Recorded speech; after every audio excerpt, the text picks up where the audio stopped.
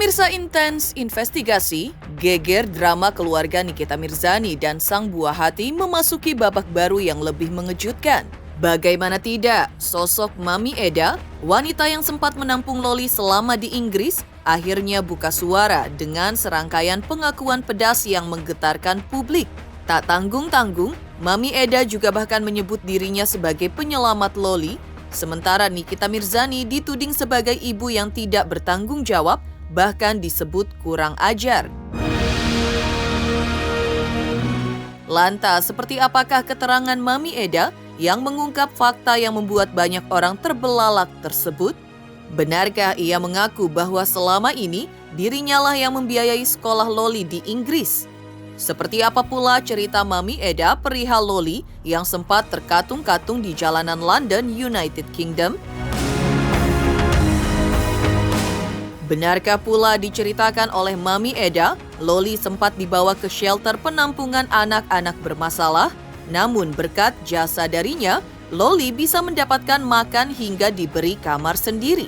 Pemirsa, bersama Intens Investigasi, kami hadirkan kabar terkini, terpercaya dan teraktual. Tetapi sebelumnya jangan lupa untuk like, subscribe, dan juga share channel YouTube ini.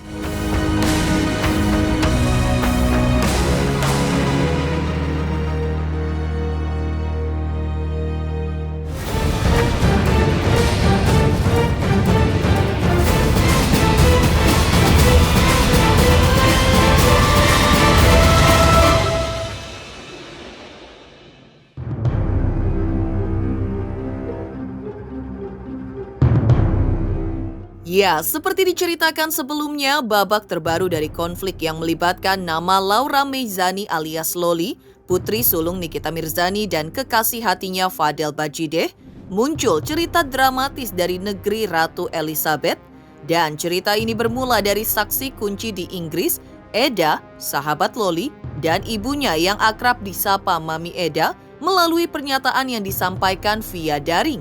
Mengungkapkan bagaimana kondisi Loli saat masih tinggal di Inggris hingga memutuskan untuk hengkang dari rumah mereka tanpa izin dan memicu kegemparan yang melibatkan aparat kepolisian. Mami Eda dengan bahasa Indonesia yang sudah terbata-bata menceritakan bagaimana Loli keluar dari rumahnya secara tiba-tiba dan bersikeras pergi begitu saja. Ketegangan pun memuncak saat Mami Eda menyadari bahwa Loli benar-benar tidak kembali ke rumah. Malam itu polisi dihubungi dan mereka langsung bergerak dan menemukan Loli seperti terkatung-katung tanpa tujuan. Selama pencarian, komunikasi Loli dengan Mami Eda pun terputus. Mami Eda juga menuturkan bahwa Loli mengaku tidur di sebuah hotel, tetapi gambar yang ia kirimkan lebih mirip apartemen. Mami Eda juga menjelaskan bahwa tindakannya melapor polisi bukan tanpa alasan. Pasalnya di Inggris, hukum melarang anak di bawah umur untuk tinggal sendirian tanpa pengawasan. Punya tempat. Terus dia bilang ada teman aku. Terus aku bilang, nanti kamu mau tidur di mana? Dia bilang nanti di hotel. Aku bilang kamu masih umur 16 tahun, kamu tidak bisa booking hotel. Mereka tidak akan kasih kamu nginap di hotel karena kamu di bawah umur. Terus dia bilang tidak apa-apa, aku punya teman. Terus dia udah pergi. Terus dia jalan, saya pulang. Selang 1 jam saya tiba. Saya tanya mana Loli? Kamu sudah pergi. Kenapa? Karena disitulah saya diam. Saya quiet. Anak ini ke rumah siapa? Pada saat itu saya punya feeling dia ke rumahnya Alex. Karena dia pasti waktu dia di atas, dia ada, Eda kan di ruang kitchen. Eda cooking, what Eda cooking? I wasn't cooking. What you doing? I was just standing anywhere. Oh, terus udah disitulah mungkin dia kan biasanya SMS. Mana? Nah, disitulah dia SMS dengan Alex pasti karena pada saat dia keluar dia ada SMS. Bagaimana? Mobilnya mati. Saya pulang, terus saya bilang kita harus telepon polisi. Kita telepon polisi, sudah polisi datang. Saya sama Eda, kami berdua saja di rumah. Jadi saya tanya, Eda, bagaimana? Eda bilang dengan polisi, karena polisi berbicara bahasa Inggris, polisi semua kan orang Inggris. Eda bicara, lapor, polisi cari. Polisi malam itu tidak tidur sampai pagi. Pagi-pagi jam 10 pagi, polisi ketemu dia di mana? Di bawah kolong, kan ada jalan di atas, ada jalan di bawah. Dapat dia di jalan yang di bawah, tidak tahu mau kemana. Terus waktu sebelum ketemu dia, malam itu polisi cari, polisi telepon, sudah balik, saya bilang tidak balik. Kami dua tidur. Pas jam 12 malam kami berdua tidur, Eda tidak tidur di kamarnya Eda lagi, Eda tidur dengan saya. Saya bilang, Mas Eda, saya masih ngomong gini, dia send message. Kan pada saat dia jalan saya kirim message, gimana kamu berada? Kasih tahu Mami biar Mami tahu. Terus di send message, Mami saya ada di London. Oke, di mana, rumah siapa? Kasih tahu. Terus dia tidak kasih tahu karena pada saat jam dia keluar, mulai itu dia sudah tutup mobile. Sampai jam 12 malam dia buka. Dan dia buka, dia langsung send message. Panjang sekali message-nya, tapi yang message itu bukan dia. Sebelum kita live, polisi ke rumah saya dulu. Cari tahu, bicara semua karena belum dapat dia. Cari tahu. Sebentar jam malam ya.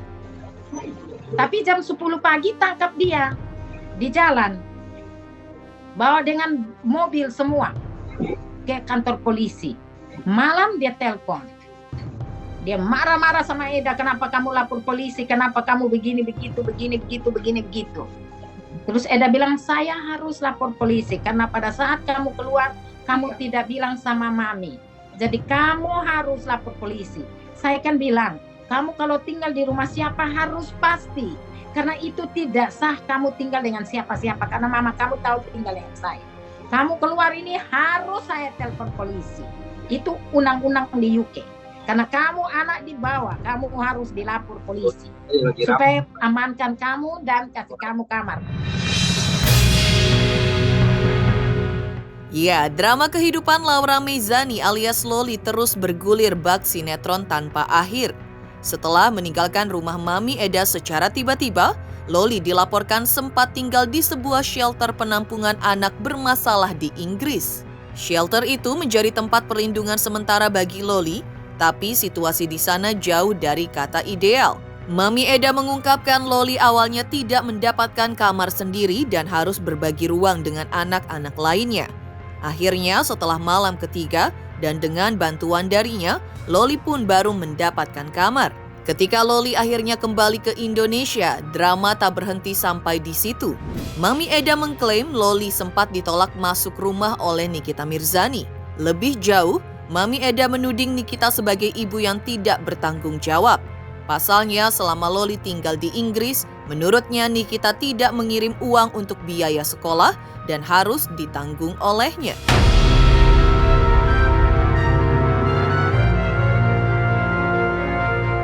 Betul, saya bilang Pak Polisi kasih dia kamar 1. Disitulah mereka urus dia dari jam 10 pagi sampai besok pagi kembali. Dia dari jam 10 pagi sampai malam polisi tidak kasih makan. Dia telepon, Mami saya belum makan. Saya bilang minta Pak Polisi, please Pak Polisi. Terus saya telepon polisi, please kasih dia makan. Terus mereka kasih dia makan mungkin.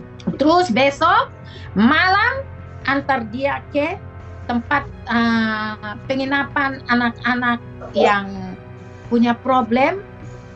Di situ kan, di sini anak-anak semua ada yang depresi, ada yang seperti Loli, ada yang tidak punya orang tua, kan dikasih tempat tinggal ya.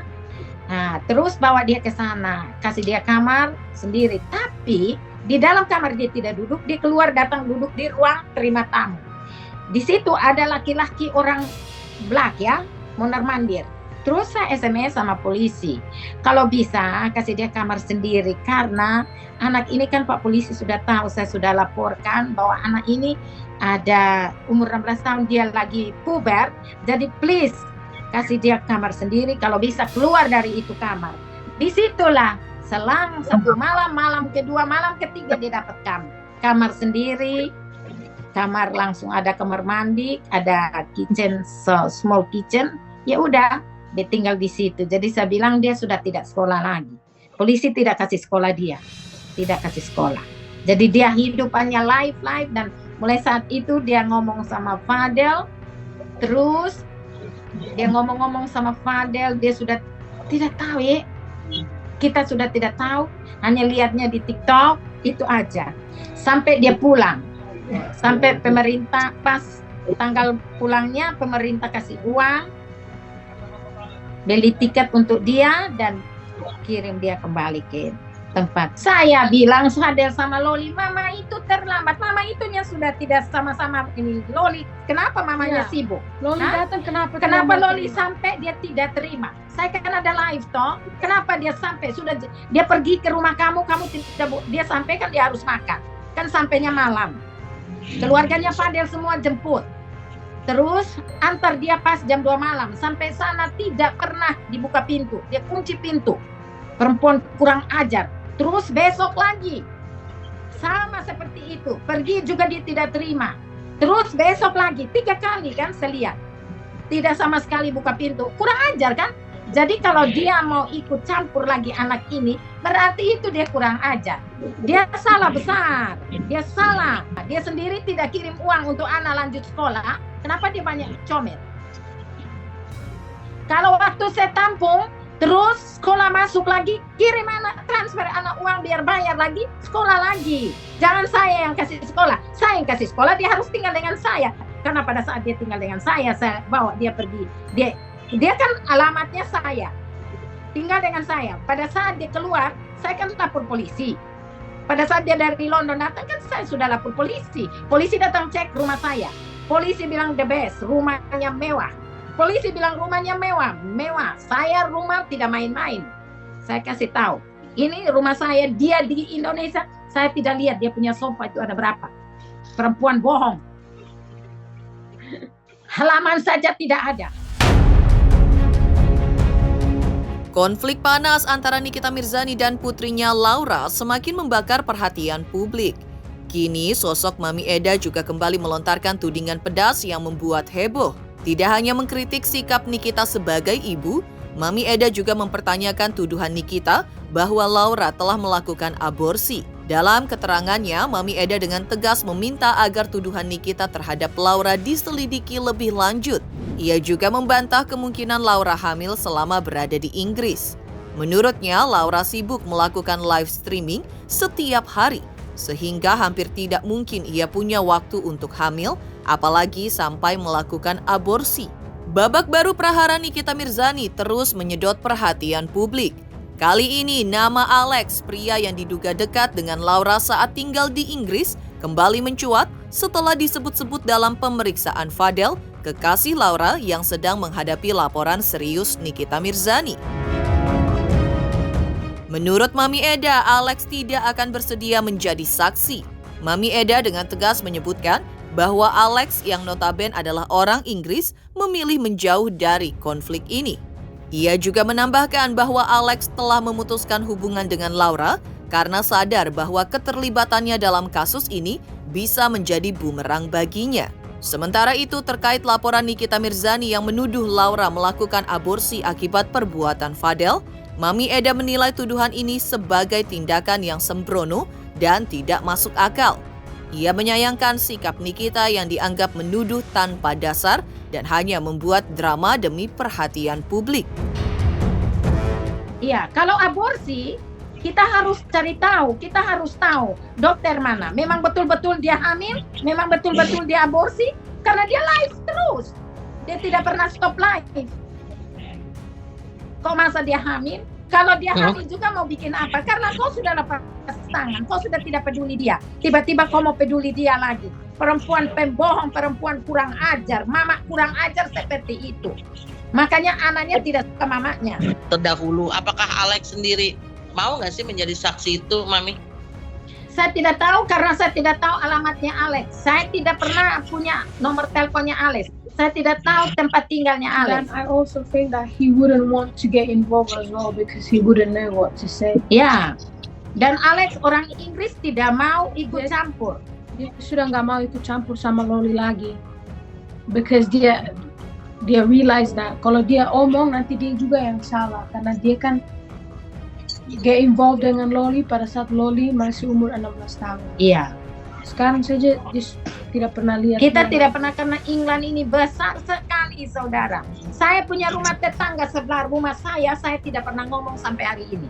Tetangga saya di sebelah tidak pernah. Saya tidak tahu nama siapa. Saya tidak pernah keluar bilang orang ada di depan rumah. Tidak pernah, tidak pernah. Saya bersihkan halaman rumah saya, rumput, bunga-bunga saya. Tidak pernah saya lihat satu batang hidung. Di England, orang bekerja selama 12 jam. Pulang langsung tidur. Orang pergi kerja jam 5 pagi. Pulang jam 7 malam, selesai jam 6. Start jam 6, pulang jam 6. Mereka masuk pintu, tidak ada. Dingin, siapa mau ketemu siapa tidak tahu. Saya di England saja, saya yang di Peterborough, tidak tahu teman-teman saya tinggal di mana. Kecuali ada address. Saya kalau ada address, kita buat apa? Ini buka map, kita bisa ke rumah dia. Kalau dekat, kita bisa ke rumah jalan kaki. Kalau tidak dekat, harus dengan taksi karena semua sopir taksi di sini tahu address. Nah, ini masalah tidak masuk akal. Ini masalah kurang ajar. Ini masalah tidak secara orang bilang seperti bagaimana kita tidak tahu. Mamanya boleh berteriak seperti anjing kelaparan, tapi kenapa dia tidak terima? Anaknya sudah pergi 3 kali. Dia lihat lewat video, dia seperti tidak lihat. Dia lihat itu kamera di luar, dia seperti tidak tahu. Nanti anaknya orang sudah komentar ini. Waktu itu kan ada live judi online ya, waktu dia masih di UK.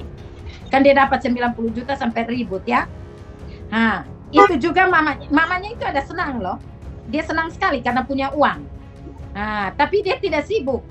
Anaknya kan tidak kasih dia, jadi dia tidak sibuk.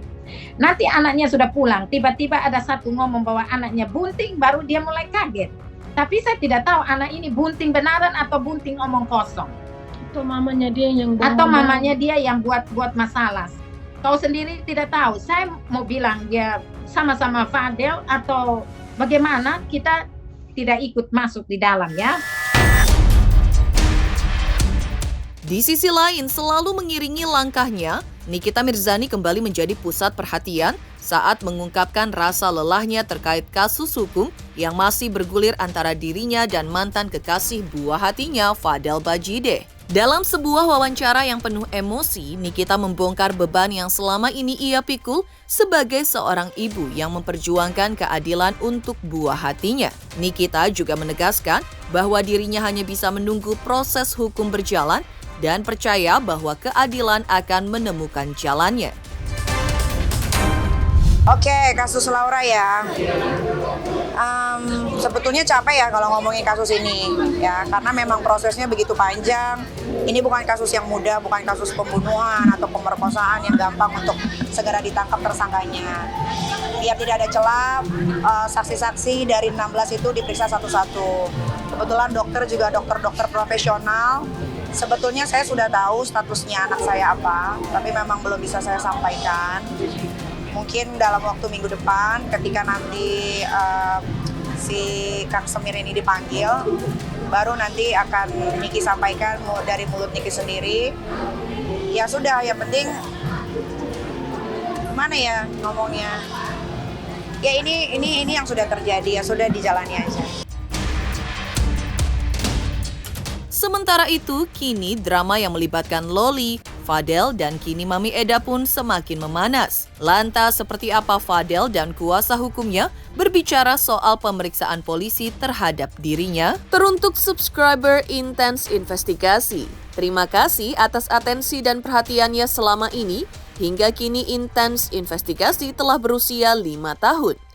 Saksikan terus Intense Investigasi dan pastikan jangan lupa untuk like, subscribe, share, dan juga komen. Terima kasih. Selamat untuk Intense Investigasi karena sudah mencapai 3 juta subscribers di YouTube. Sukses selalu and all the best.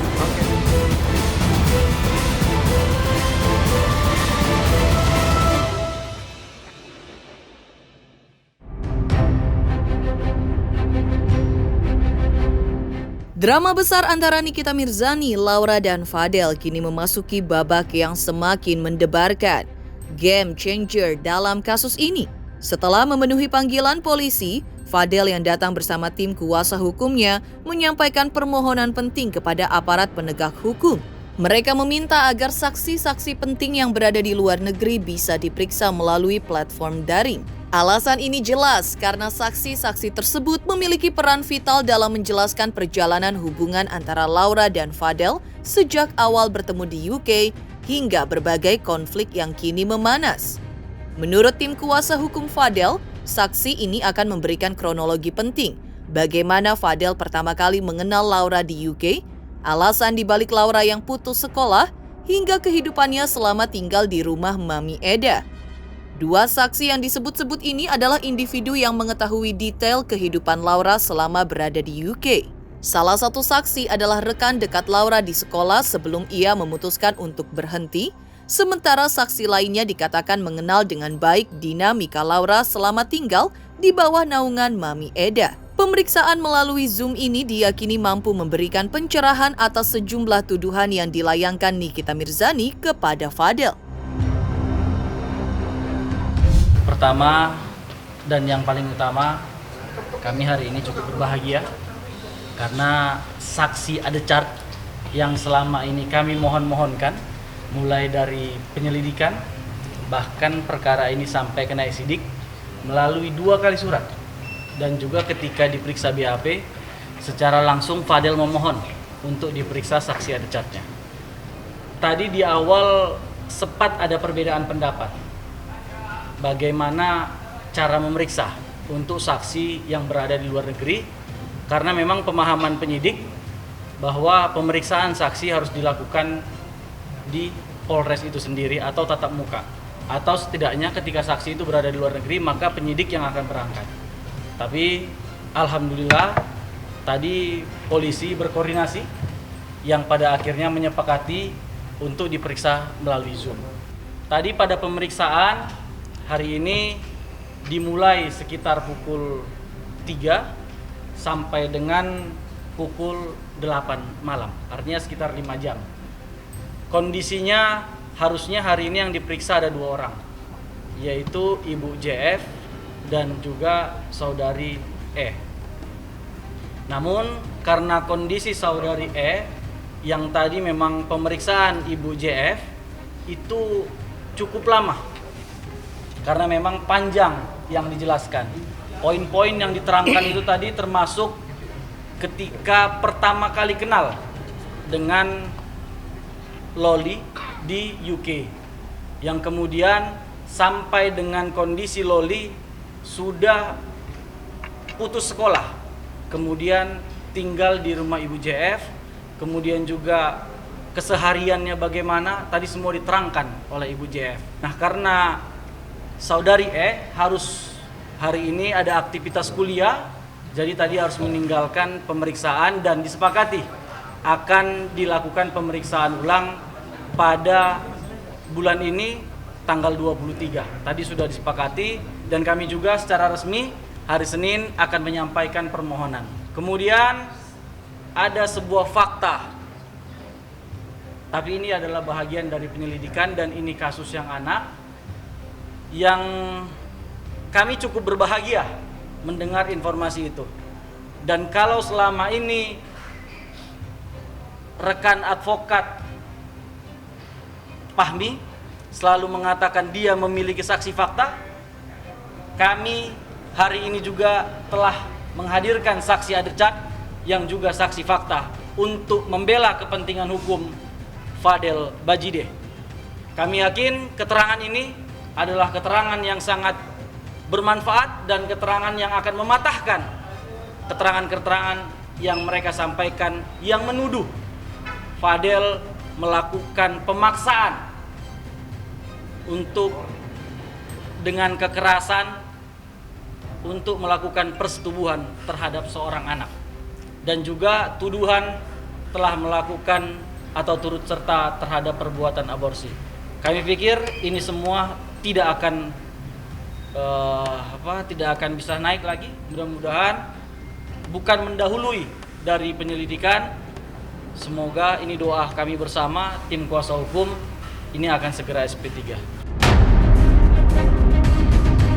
Drama antara Nikita Mirzani, Laura dan Fadel kembali mendidih bak kawah vulkanik siap meletus. Kini kuasa hukum Fadel juga memiliki informasi kuat dari saksi lain bahwa Laura tidak hanya memiliki 1 atau 2 pacar di UK, tapi lebih dari itu. Ini menunjukkan bahwa ada banyak sisi dari kisah ini yang belum terungkap ke publik. Apa yang disampaikan selama ini oleh NM dan pengacaranya, saya stressing point yang disampaikan Rahmat, bahwa keterangan dari Ibu JF berdasarkan pengakuan dari saudari LM kepada Eda, begitu ya? Dan ada percakapannya. Maka semakin menguatkan kami untuk penyidik juga memeriksa pacar pertama LM di Indonesia sebelum sampai dia ke UK. Karena di UK ternyata bukan 1 pacarnya LM, tapi ada 2. Inisial A dan 1 dengan provinsi yang ada huruf T-nya. Maksudnya apa? Cara bergaul di luar negeri sudah dijelaskan oleh Ibu JF. Informasi yang kami dapat dari awal sudah saya sebut, ini naik sidik karena informasi yang kami dapat diduga karena LM sudah tidak lagi gadis. Sementara itu, lain halnya dengan pemeriksaan Fadel. Fadel sebelumnya juga bicara perihal kesetiaan cinta yang diuji di tengah badai fitnah. Hai, aku Dinar Candy. Selamat untuk Intens Investigasi. 3 juta subscribers, maju terus, pantang mundur. Terus cari berita-berita yang hot.